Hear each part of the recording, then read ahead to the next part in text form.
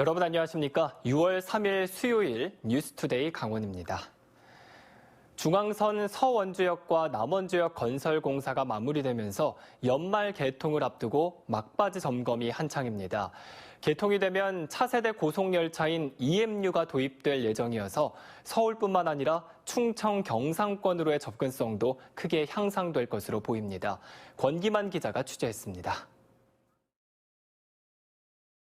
서원주역은 섬강의 부드러운 물줄기와 소금산의 능선을 형상화한 내부가 특징입니다.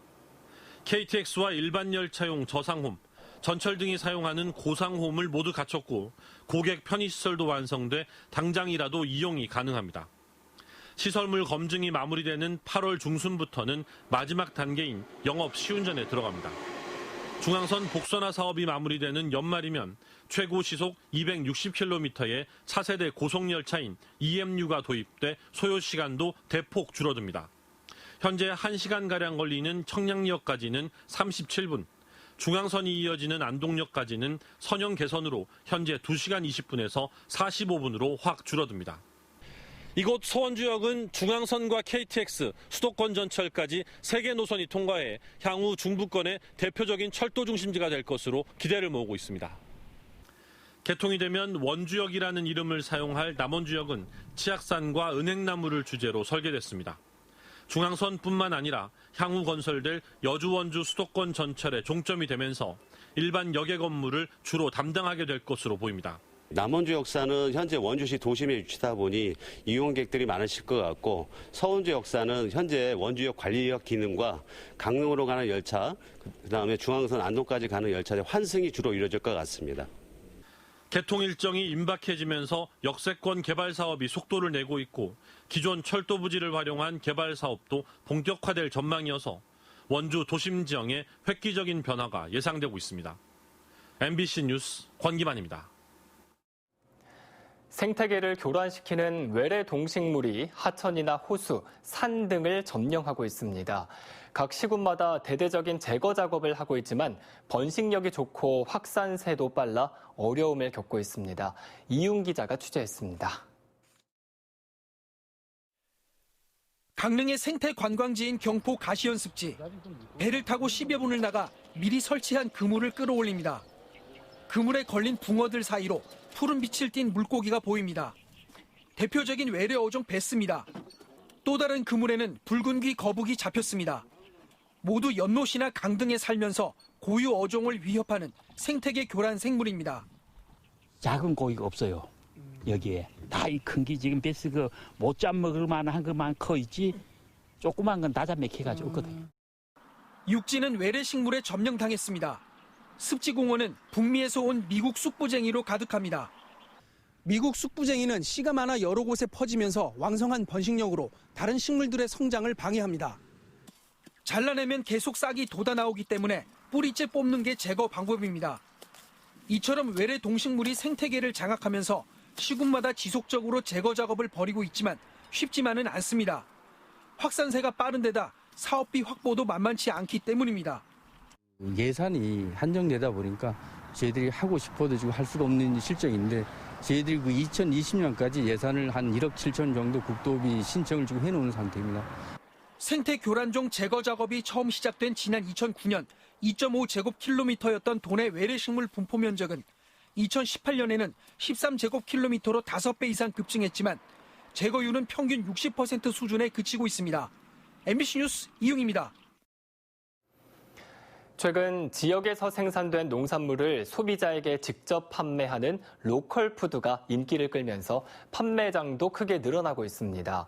강원도 내에서만도 로컬 푸드 판매장이 2배 이상 늘어나는 추세인데 더욱 안전한 먹거리를 안정적으로 공급하려는 노력이 필요하다는 지적입니다. 박민기 기자입니다. 지난 2016년 문을 연 춘천 지역농협의 로컬 푸드 판매장.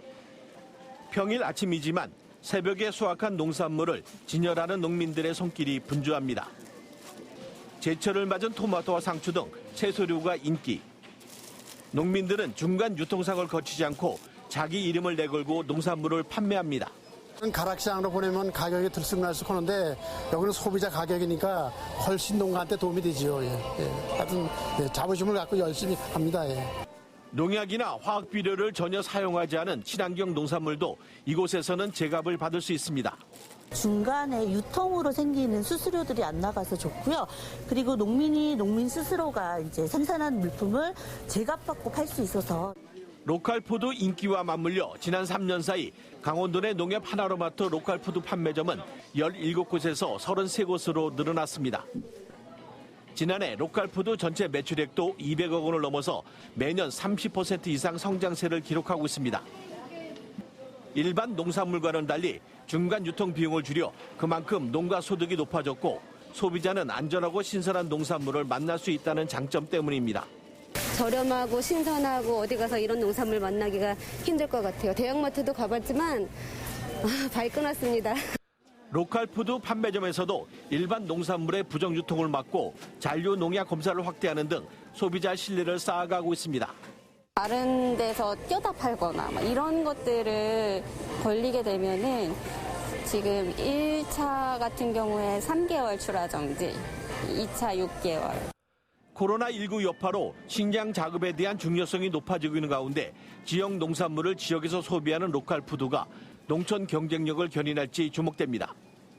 MBC 뉴스 박민기입니다. 춘천 캠프페이지에 대한 부실 정화 문제가 이어지자 춘천시는 국방부가 직접 나서서 책임져야 한다고 밝혔습니다. 당시 정화 작업의 방법과 검증 모두 부실했다며 전면적인 조사와 재정화를 촉구하고 나섰습니다. 백승호 기자가 보도합니다. 기름 범벅 토양에다 도로 포장용 아스콘 매립까지 드러난 춘천 캠프페이지. 춘천시는 당시 국방부의 환경 정화 작업이 명백한 부실 정화였다고 단정지었습니다. 그리고 그 원인 규명과 책임을 국방부가 져야 한다고 강조했습니다. 법적으로도 정부 역할로 봐도 상식적으로도 토양 오염 원인 규명 책임은 국방부에 명백하게 있습니다. 이 점을 분명하게 밝히는 바입니다.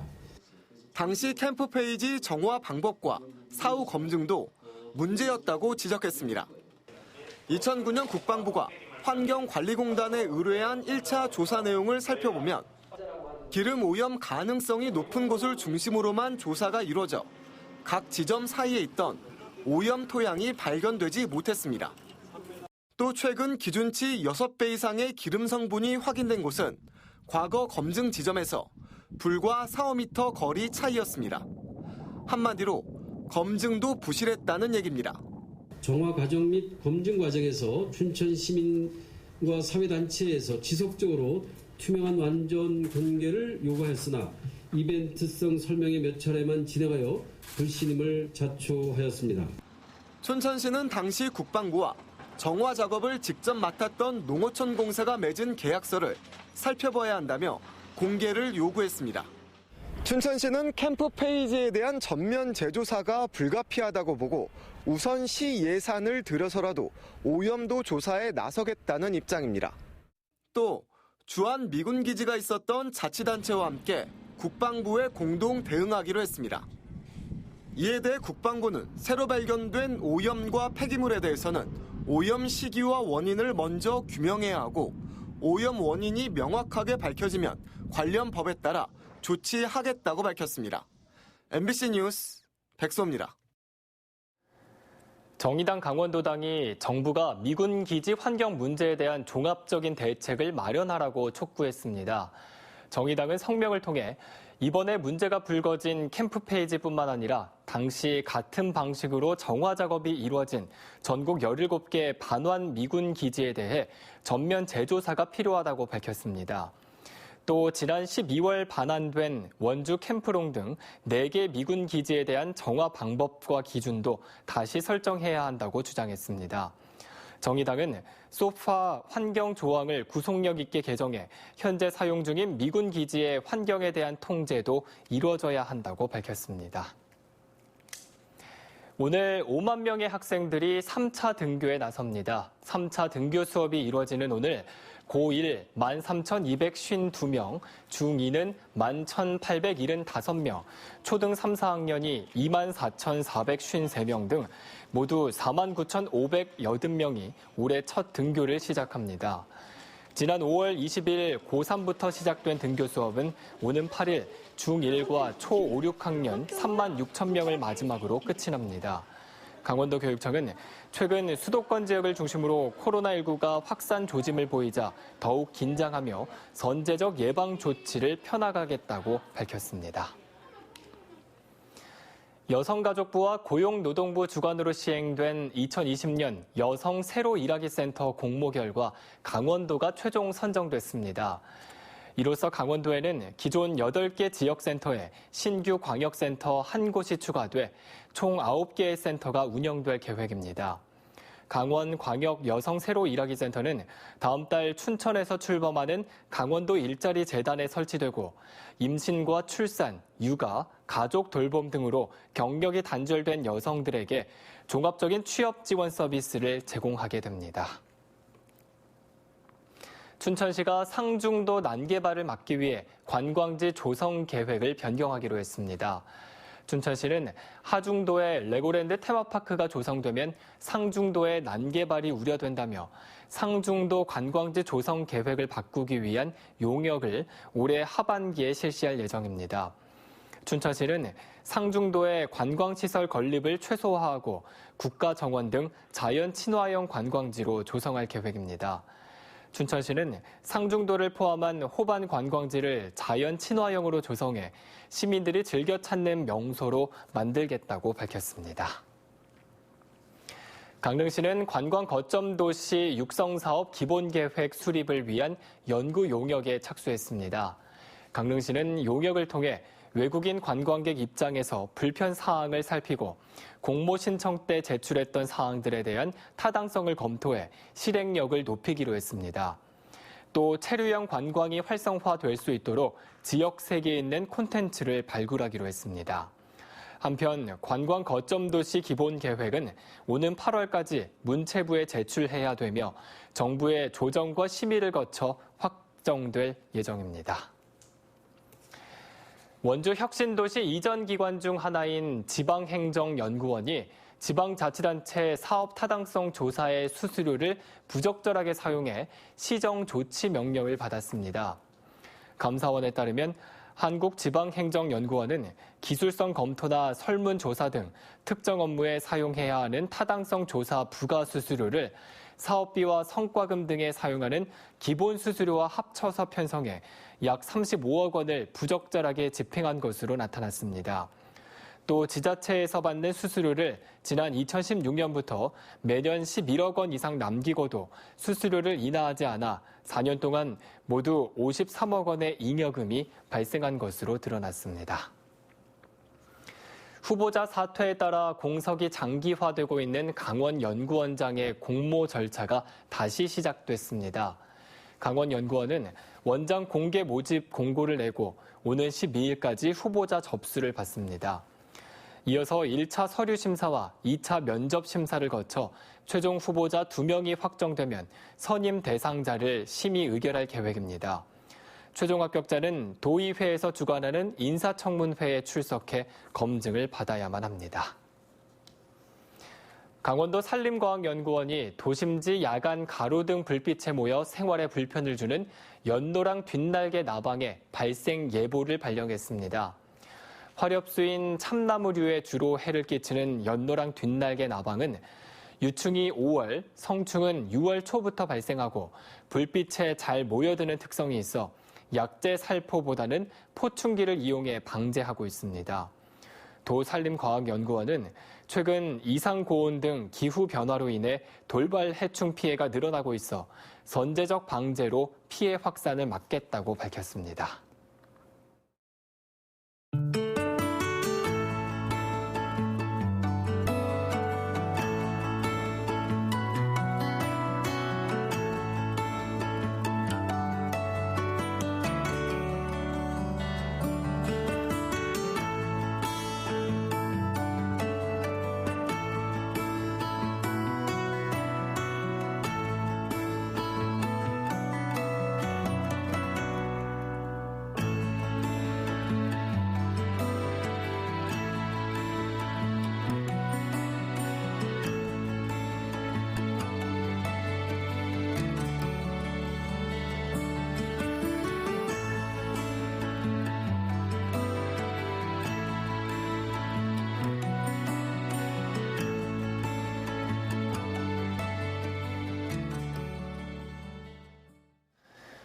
강원지방경찰청 소속 경찰관이 동료 경찰이 낸 중앙선 침범 교통사고를 단순 사고로 처리한 사실이 드러났습니다.